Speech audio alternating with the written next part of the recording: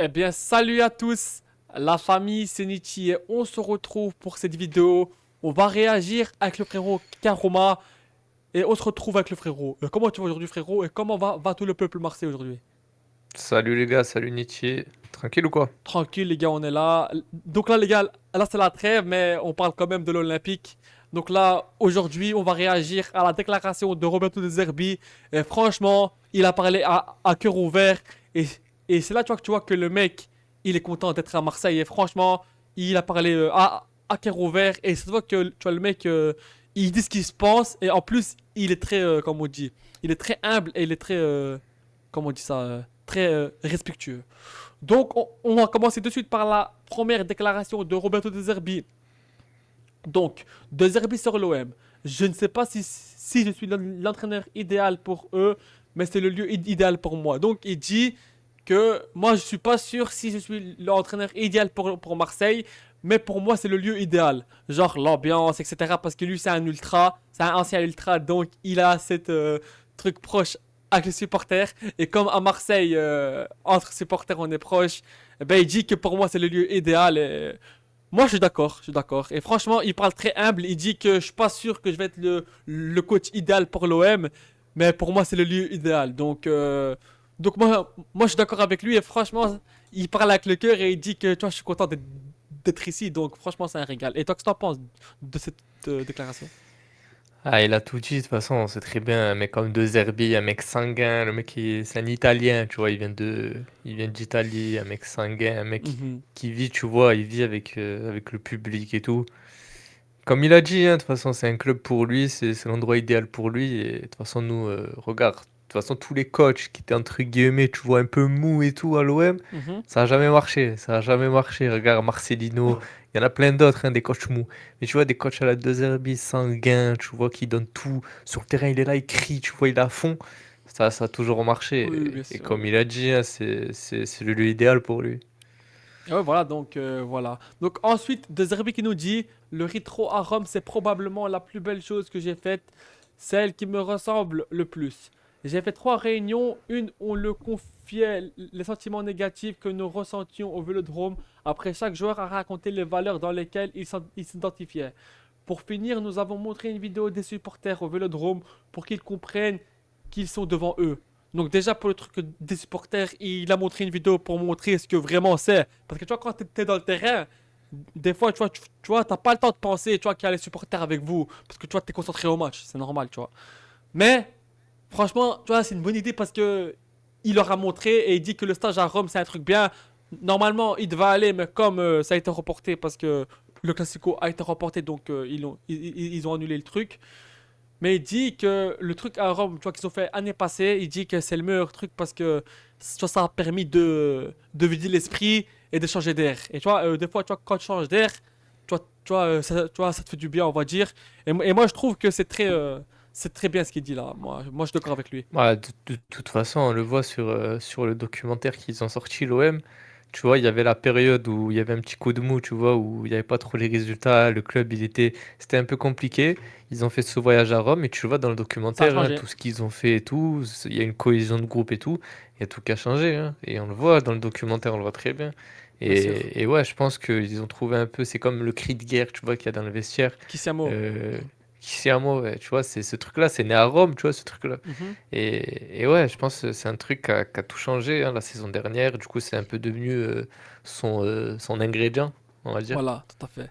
Donc, De Zerbi, ensuite, comme Foggia, la, la façon de vivre le foot est la même et c'est celle qui me convient. Je ne sais pas si je suis l'entraîneur idéal pour eux, mais c'est le lieu idéal pour moi. La valeur donnée au foot et toutes les contradictions sociales sont oubliées pendant 90 minutes, tu le ressens. C'est vrai, moi je suis d'accord à 100%. Il nous dit, tu vois, la façon de vivre tu vois, le foot, c'est celle tu vois, qui me convient. Et comme il a dit le frérot Camora tout à l'heure, on voit qu'il vit le foot, il est proche des supporters. Contre Metz, quand il a vu les supporters de l'OM se faire agresser, il est direct sauté pour crier et de défendre les supporters. Et c'est là que tu vois qu'il a l'âme pour être coach de l'OM. Il a l'âme parce qu'il pense comme Marseille. Parce que nous, à Marseille, l'OM, tu vois, c'est spécial, c'est unique pour nous. Tu vois, tu vois, quand il y a l'OM qui joue, on est à fond. Donc, et lui aussi, il est pas marseillais, mais il est italien, mais il a ce même état d'esprit, on va dire. Donc voilà. Il est dans sa bulle, il vit le match à fond.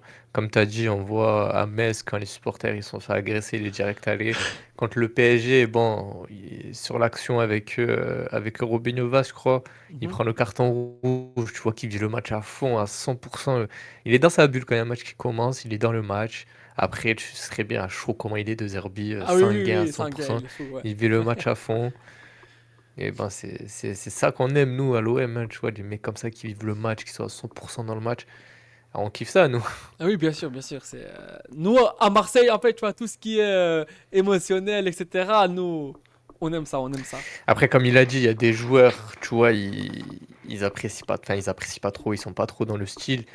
Des styles, tu vois, Eli Wahi, non, c'était Ismaël Koné, Ismaël connaît, tu ouais. vois, ça a pas trop marché, tu vois, comme il dit, il y en a, il y a des joueurs, tu vois, je suis un peu dans leur catégorie, il y en a, c'est un peu plus compliqué, il y en a, ça marche, ça colle, tu vois, les Balerdi et tout ça, Mhm. c'est la même ADN, tu vois, ça match, mais ouais, en tout cas, ouais, c'est ce qu'il faut, il a tout à fait raison sur ça. Oui, tout à fait. Et ensuite, De Zerbi qui nous dit aussi, très proche du Bayern avant l'OM, ça me paraît un manque de respect d'en parler, même s'il y a eu quelque chose. Et pour le Milan, il nous dit jamais, je vais aller à Milan, parce que voilà, on sait tous que De Zerbi, voilà.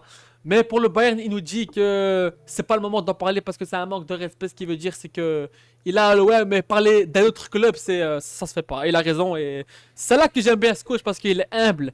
Et il va pas manquer de respect à dire ouais, je t'offre si non. Voilà, il est très humble. Et là, De Zerbi, ce qui lui intéresse, c'est l'OM et rien d'autre. Et voilà.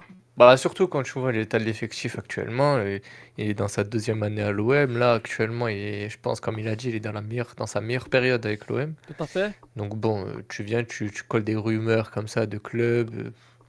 Lui, tu veux qu'il dise quoi d'autre? Normal, hein. Après, bon, on savait très bien qu'il y avait des gros clubs sur lui avant qu'il vienne à l'OM. Il y Mhm, bien avait le sûr. Bayern, il Manchester y avait aussi. Milan, Manchester United. Bon, ça, c'est pas nouveau. Après, comme il a dit, hein, s'il a choisi l'OM, c'est pas pour rien. C'est parce que c'est un club qui appartient à son ADN. Tu vois, ça fait partie de lui. La passion qu'il a, la pression, tout ça, c'est De Zerbi, tu Bien vois. sûr, bien sûr. Mais bon. Voilà, mais après, toi, les journalistes, quand c'est l'OM, ils aiment bien poser des questions pièges comme ça. Et Ah, le Bayern, si ça elle est fait dessus, vendre ah, ça va, l'OM. gros. C'est le principal, tu vois. Mais Après, ouais, voilà, c'est les journalistes, hein, tu sais très bien. ils aiment parler, voilà, ils aiment parler. Tout à fait. Surtout quand c'est, tu vois, les deux clubs les plus populaires de France, l'OM, Paris, tu sais très bien, Oui, oui, oui, ils il faut aiment pas gêner. bien. Il faut pas gêner, voilà. Voilà. Tout à fait. Donc ensuite, De Zerbi qui nous dit le déclic, c'est la défaite à Madrid car nous avons joué avec courage. La victoire face au PSG manquait depuis des années et a été un événement, mais cela compte peu pour le classement. Nous avons fait un grand mercato et nous avons élevé le niveau. Tout à fait, je suis d'accord avec ça. À Madrid, on perd, mais sur un penalty Voilà. qui était pas penalty à la fin. Mais Même psychologiquement, tu fais le match que tu fais à Madrid, tu étais un joueur de l'OM. Moi, je suis un joueur de l'OM, je fais ce match-là à Madrid, je suis confiant pour la suite. Je on a me joué dis, oh, avec les gars, courage, voilà, tout à fait. Voilà. on a failli, on était à deux doigts de gagner au Bernabeu, on a mis en difficulté le plus grand club de l'histoire. Mhm, bien sûr. Les gars, moi, tu vois, par exemple, je pense que si, imaginons, on aurait perdu 4-0, on aurait fait un match dégueulasse face au Real Madrid, Mhm. je pense pas honnêtement qu'on aurait gagné 4-0 face à l'Ajax, tu vois. Ah oui, oui, parce Parce que ce que. Oui, match, oui, oui, oui, bien sûr. même Paris juste après, hein, parce que ce match, il t'a donné une telle confiance pour la suite, mais il t'a mis des bases dans ton Bien jeu. sûr. Et on voit par la suite, hein, tu gagnes Paris, tu fais un match incroyable contre Paris, tu déroules contre l'Ajax, même derrière Metz, tu t'imposes tranquillement. Et tout ça en faisant tourner l'effectif à chaque fois, tu vois, t'as pas le même 11 et c'est ça qui est fort. Bien sûr. Et tu vois, ce qui veut dire, c'est que après, on gagne, tu vois, contre le PSG, tu vois, qui manquait, tu vois, depuis des années au Vélodrome, parce que en 2023, en 2022, avec Tudor, tu vois, c'était en Coupe de France, tu vois, c'était pas en Ligue 1, mais bon, pour moi, tu vois, tu vois, c'est une victoire quand même. Mais ce qui veut dire, c'est qu'au Vélodrome, elle manquait, tu vois, depuis des années en championnat, tu vois. Donc, ce qui veut dire, c'est Ouais. que le Real a donné beaucoup de courage, et c'est vrai, ça. Surtout que là, la différence avec Tudor, c'est que là, tu vois, t'affrontes le meilleur pari de l'histoire, Oh tu oui, vois. oui, oui, C'est oui, ça oui, pas bien sûr, bien sûr. Tudor, sans manquer de respect aux Parisiens, mais tu vois, quand nous on avait Tudor, c'était un peu compliqué Paris, même s'il y avait Messi, tout ça, c'était compliqué. Là, tu Mais vois, voilà, oui, Paris, oui. Même s'il manquait, tu vois, certains joueurs, mais bon, il y avait quand même 8 9 joueurs titulaires à Paris et c'est quand même une grande équipe, tu vois? Bien sûr. Et quand tu vois que tu fais le match que tu as fait, c'est grâce au match du Real, ça part de là, hein. Bien sûr. Ah oui, oui, bien sûr, ça y a pas de débat. Parce que tu vois, il y en a, ils disent, certains Parisiens, pas tous, hein. Ouais, mais c'était l'équipe B, ouais, c'était l'équipe bis. Mais d'où c'était l'équipe bis, frérot? Arrêtez, les gars, certains, s'il vous plaît. Après, bon, ça, moi, tu vois, je me mets à leur place, hein. Moi, je sais très bien qu'au fond d'eux, tu vois, ils sont un peu dégoûtés, tu vois, d'avoir perdu ce Donc, match-là. on va dire, tu vois, qu'ils se Après, défendent un oui, peu, quoi, voilà, ouais. comme nous, tu vois, quand on perd un classico, on a toujours un truc à dire. Mais bon, je sais très bien qu'au fond d'eux, tu vois, ils ont la haine. Ils savent très bien qu'il Bien y avait sûr. plus de la moitié de leur équipe titulaire dans l'effectif. Et ils le À savent, partir ça, du au fond, tu vois, ils moment. le savent, ça, ouais. Moi, je suis désolé, mais à partir du moment où tu as toute ta défense, tu as quasiment tout ton milieu, tu as Kvaratskhelia en attaque, effectif. Après, je me mets à leur place, tu vois, je sais très bien. Moi, c'est pour ça que je leur en veux pas d'un côté. Je sais très bien, nous, on aurait perdu le match, on aurait dit un truc. Eux, ok, il y avait la cérémonie du Ballon d'Or, ils avaient deux trois absents, ok. Mais bon. Mais non, mais en fait, parce que, en fait, ils disent équipe B, alors qu'ils ont quand même Oui, une équipe à 700 millions, tu vois, dans le papier. Et nous, tu vois, c'est une équipe à 240 millions, tu vois. moi, de toute façon, il avait dit de Zerbi, c'est surtout par rapport au match du Barça. Parce que quand Mhm. tu regardes l'effectif de Paris contre le Barça et contre l'OM, Paris avait un effectif 100 fois plus faible contre le Barça que contre l'OM. Bien sûr. Alors que quand Paris a gagné le Barça, tout le monde en a parlé. Mais quand l'OM a gagné Paris, on a tous dit ouais, c'est l'équipe B, c'est l'équipe B. Mais je suis désolé, mais l'OM, quand ils affrontaient le PSG, t'avais quand même des joueurs comme Gonzalo Ramos, t'avais Kvaratskhelia, Vitinha, t'avais toute la défense. Contre le Barça, t'avais qui? T'avais Mayoulou, t'avais Mbaye, t'avais. Ah, je suis désolé, mais tu vois, il a dit de Zerbi de toute façon, hein, il a dit on a un peu décrédibilisé la performance de l'OM contre Paris, et sur ça, je suis d'accord. Et après, tu vois, quand Mais tu bon. vois l'équipe 21 dans la gazette qui mettent euh, petite victoire de, petite victoire de l'OM contre un petit Paris, et après ils te mettent en grand le ballon d'or de Dembélé, c'est là que tu vois leur objectivité, tu vois. Mais bon, après, voilà, quoi. Après, ouais, tu connais, c'est un joueur français et tout qui a gagné le Ballon d'Or, je pense que c'est ça, sur ça, tu vois, je vais pas non plus. Non, mais parce Je qu'ils pense que disent. ça se Non, parce que tu vois, ils Oui, ont dit ouais. Là, oui, sur la petite petite victoire. victoire, oui, je suis d'accord, oui. Ouais, sur la petite victoire. Après, Après, bon. bon, on sait que des fois, tu vois, ils aiment bien en abuser, mais bon, ça c'est. Voilà, quoi. Je pense qu'ils ont retenu le score, hein. Même si, honnêtement, on aurait pu mettre plus de buts hein, face à Paris. Ah Mais, oui, oui, oui, oui. mais Donc bon. voilà, donc on va passer à la dernière article de Zerbi. Donc de Zerbi sur la bagarre de Ro et Rabiot. Je n'ai jamais vu ça et je viens de la rue. Donc quand même, quand il dit ça, c'est que je pense pas qu'il y a eu un petit truc, tu vois. Parce qu'il dit que moi, tu vois, j'ai grandi à la rue, au quartier, et tu vois, j'ai jamais vu ça. Mais ça nous a fait du bien car le club a choisi de se passer de Rabiot qui n'a pas voulu faire un pas en arrière.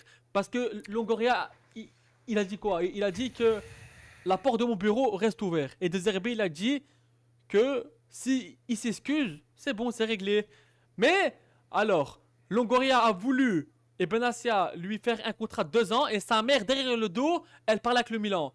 Les gars, pour moi, sa mère c'est le grand problème, mais Rabiot les gars aussi, c'est un adulte, il est grand, c'est plus un enfant, il doit prendre aussi ses choix un peu, tu vois. Donc voilà.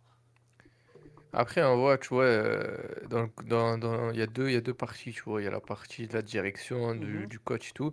Ils sont tous là à dire qu'il y a eu un truc de fou, qu'il y a eu de la violence, etc. Bien sûr. Rabiot, même sa mère, bon, sa mère, elle a pas trop parlé par rapport à ce qui s'est passé dans le vestiaire.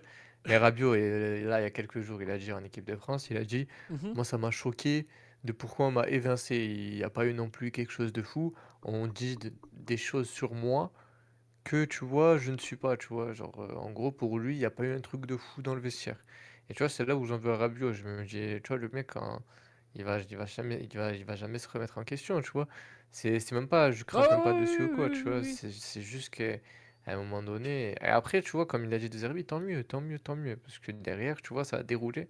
Et moi, je le dis, je l'ai toujours dit, pour moi, Rabiot, s'il serait resté à l'OM, on serait beaucoup moins fort. Beaucoup Parce moins qu'il y fort, a, je il le y a, dis. parce que là Par maintenant, rapport, vas-y, vas-y.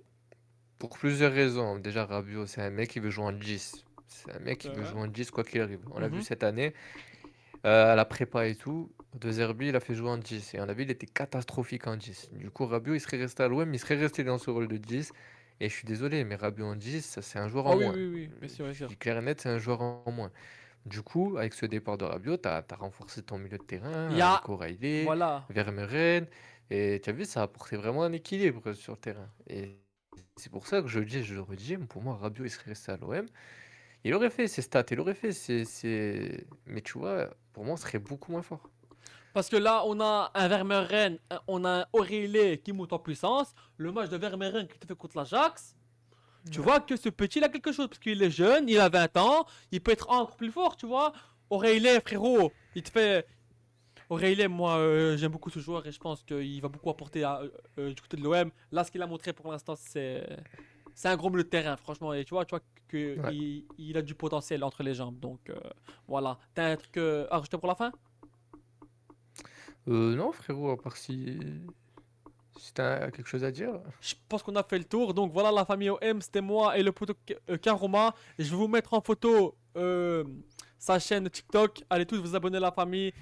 Donc les gars, c'est la team marseillaise. Entre nous, il faut se booster. Donc voilà la famille OM. Toujours, Allez l'OM. toujours. À la vie, à la Allez, mort les l'OM, les gars. gars. Ciao ciao tout le monde les Ciao, gars. Portez-vous ciao. bien. Allez l'OM. Ciao ciao.